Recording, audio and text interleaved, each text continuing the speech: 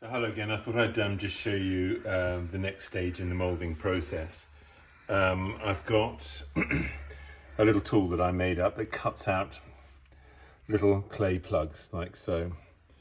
I'll explain what they do in a minute. I've cut out most of the clay plugs. There are two different sizes, which are almost universal actually. It doesn't matter if it's life size or a very small sculpture. The keys are pretty much a universal size. And I've nearly completed it, so I thought I'd just show you how it works before it is completed.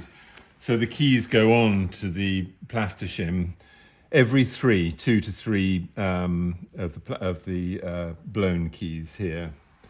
So that these will form two purposes. One is to mechanically connect the rubber to the fiberglass jacket, and the other is to put bolts through these.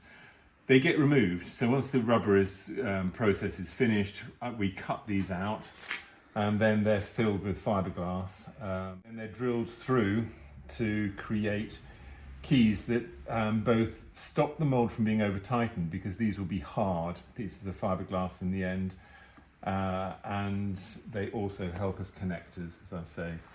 We have a different kind of key here. When you put the key on, you just squeeze like that on one side, creating this Rolo effect again, like that. And that pops on with the fat side down, and it creates a lovely popper, so that the rubber literally can't come out of the rubber until you pull it out. So here I'm putting on a different kind of key. These don't get cut out, and they're cut out right at the end when the mold is finished. And it enables me to put just a screw through here without a locating key. I don't want locating keys here because this is it's not two halves of a mold, it's a split in the mold, and you can't put a key onto a split because you can't get the whole thing back together again afterwards. So the same thing occurs here, look. So I want to make sure that I can tighten this area up really well. I'll put one here.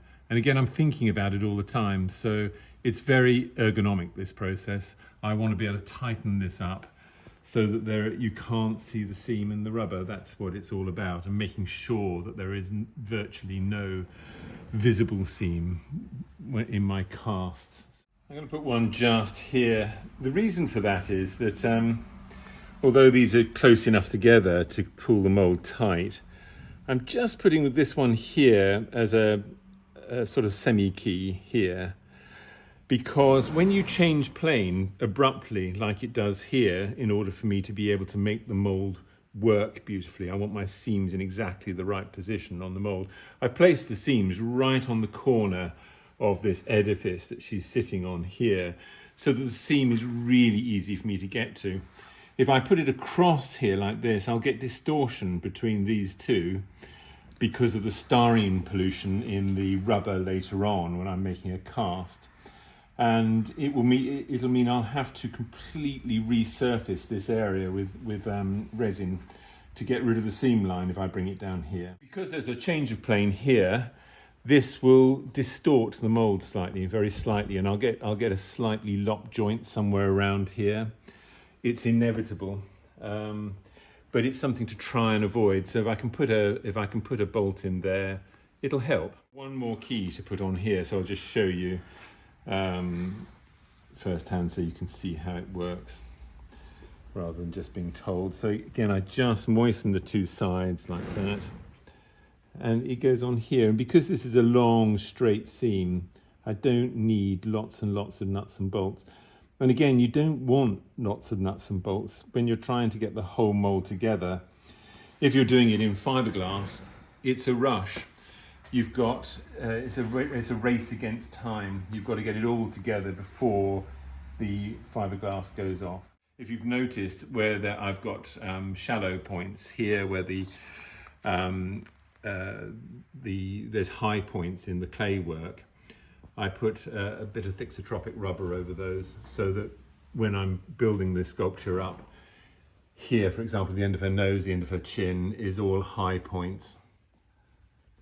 And by putting a bit of extra rubber on the top, it just makes sure that these points don't end up thin.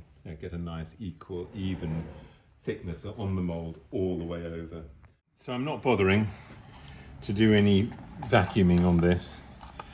This will sort itself out. The little air bubbles that I've mixed into it now will come out and pop naturally. So I'm using a small brush, and that's all I'm doing, is just going around each one. I don't want these keys to move. Sometimes they fall off. By doing it this way, they're very unlikely to fall off because I'm focusing on each one. And it makes the next process, the next layer of rubber, because I'm going to put another layer of thin rubber like this all over the mold. And just by fixing these into position first, it means I can make it secure quickly, which I've got to do at the moment. I've got to go out. So I switch the compressor on as well, so I can just blow the air bubbles out of the rubber. And again, you'll notice it's a rolling technique, not painting. If I paint it on, I'll damage my own keys. It's a lovely way of doing it this way. It's cheap, it's quick, and it's really efficient. It's the best type of key I've come across in mold making. And it's just developed over the years. It's much better than putting on rubber, especially made rubber keys, which is what we used to do. They were called little buddies, and you buy them from knot cuts. That process now is really out of date. And this is much quicker, much more efficient, and much less wasteful on rubber.